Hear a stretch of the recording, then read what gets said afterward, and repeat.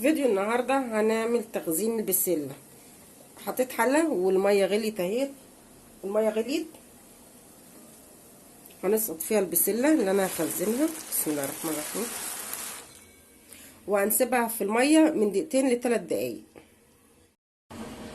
بعد ما حطينا البسله في الميه المغليه وسيبناها دقيقتين او 3 دقايق، انا صفيتها وحطيتها في ميه لازم تبقى ساقعه.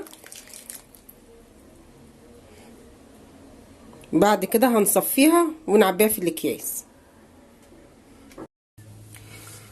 ده شكل البسله بعد ما صفيناها من الميه.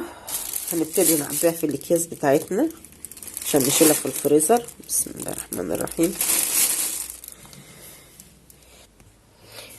شكل البسله بعد ما فرزناها وحطيناها في الاكياس وهتحطيها في الفريزر.